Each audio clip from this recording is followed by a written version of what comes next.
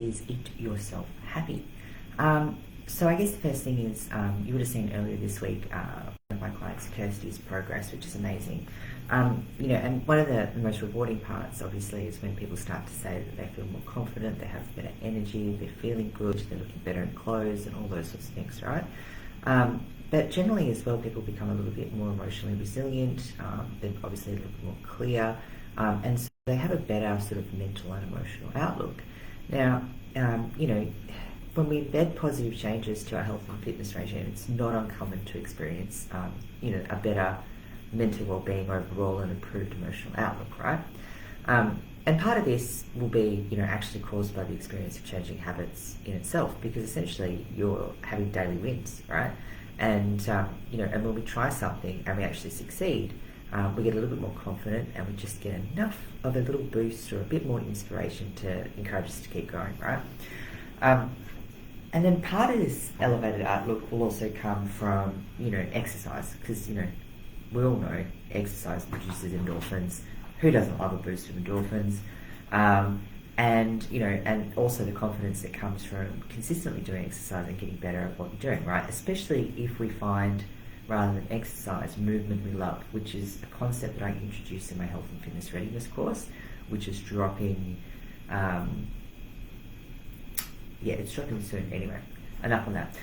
Back to my story. And then the other part is, or the third part as well, right, is, and the important part that I'm going to talk about today is, our improved mental well-being and emotional outlook comes from what we eat. Particularly if you're making a transition to a diet mostly comprised of minimally processed whole foods, right? And this is because our brains and bodies are starting to get all the nutrients and the chemical tools they need to regulate our emotions and make the neurotransmitters that generally lead to increased happiness and calmness, and obviously then send them to where they need to go.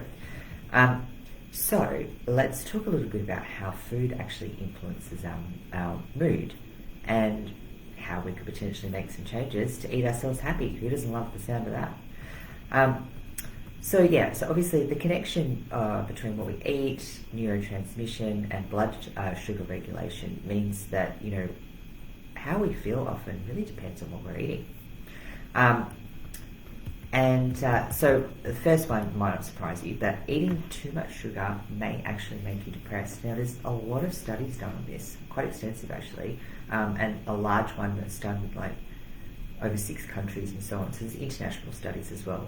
So I guess it's well established that there's a correlation, there's an established correlation between, between elevated insulin levels and depression. And I guess some of the conclusions on that, or I guess, what would you say? I guess some of the explanations that people are putting towards that is that, or suspicions, I guess is maybe the word. This is maybe caused by the body constantly kind of attempting to clear sugar from the bloodstream, because it's got a chronic amount of sugar, or a lot of sugar, excess sugar in the blood system, and chronically elevated insulin levels, right? So, you're kind of getting that crash of trying to just get all this stuff out of your body that you don't need. My thoughts are a little different on this, and of course, bear with me, I am by no means a scientist, and I'm not going to assume that I know better than the people who are doing these studies, but my thoughts are that, refined sugar, particularly, which is found in a lot of foods, is often stripped of, all of its, all of the things that go into it, right? So it's stripped of micronutrients, for example, and therefore, to be processed by the body in general, and this is a very rudimentary explanation, right? Your body needs to then draw on its own reserves of particular minerals to be able to actually just process that sugar.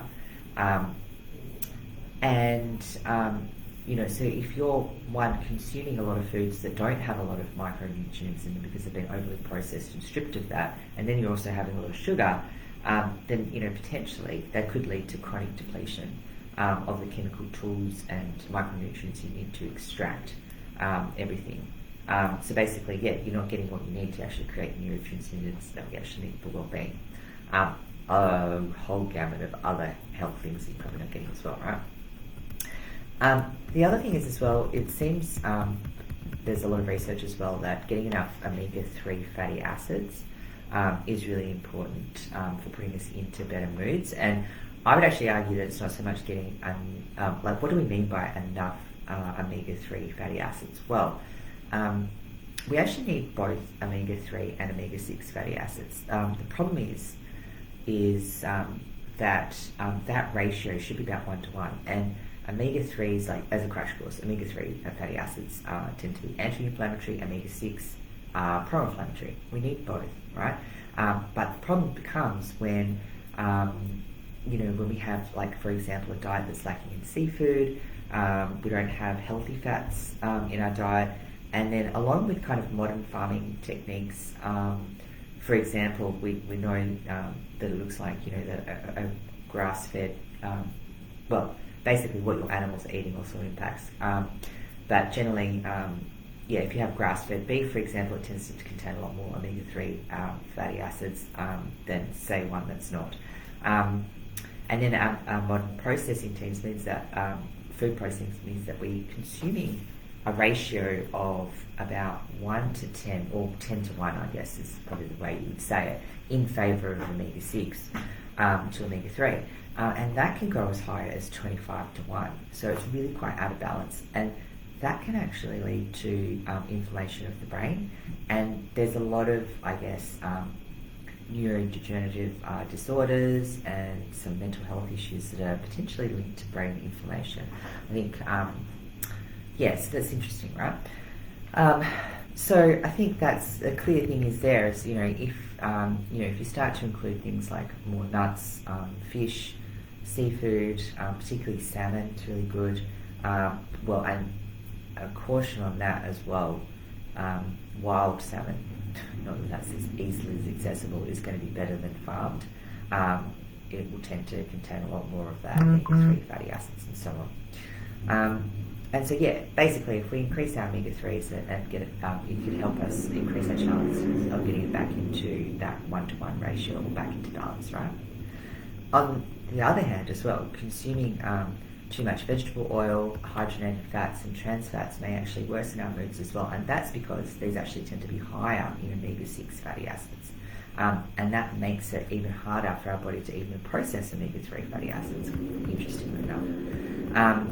And as I mentioned before, that there's other things as well. So low levels of omega-3 can actually be linked to symptoms of depression, feeling irritable, and even being more impulsive as well. So then you also then have, I guess, these other things going on, which is more likely to make it harder for you to control binge eating, for example, or impulsively reaching for a sugary snack or something like that, or whatever's available, right? So it makes it harder for us to sometimes make those better choices. And then another point is as well is that eating lean proteins, now I can't speak because I clearly need lunch, but eating enough lean proteins, so your chicken, turkey, fish, all of those increase basically the chances that you're going to consume tryptophan. Sorry, gosh, I really need some food. And tryptophan is really important, right? It's actually a building block of serotonin, which most of us know that serotonin is a neurotransmitter that makes us feel happy and relaxed. I don't think that's groundbreaking science there, or not common knowledge. So tryptophan is actually really important, but there's a caveat with that as well, because these foods might actually help us extract tryptophan or get us exposed to it. But it's not just enough to eat these type of lean proteins. Often we need to consume these with other nutrients from vegetables, healthy carbs and fats to be able to extract these, basically extract these building blocks and facilitate the chemical process to create neurotransmitters. So that's why moving to a diet of minimally processed foods can really boost your mood. But the trick here as well is that, we're changing habits. So you've got the success and the reinforcement of changing habits. You're feeling good. And then the second part as well is it's not just about what you're eating, but how you're eating as well, which makes a huge difference. So anyway, these are the sort of things that, I sort of covered in, obviously if you, in the course that I mentioned before. So if you'd be interested in hearing more about that course, which is due to drop probably in September at this stage, I'll keep you posted, then comment course below, and yeah, I'll be sure to reach out to you and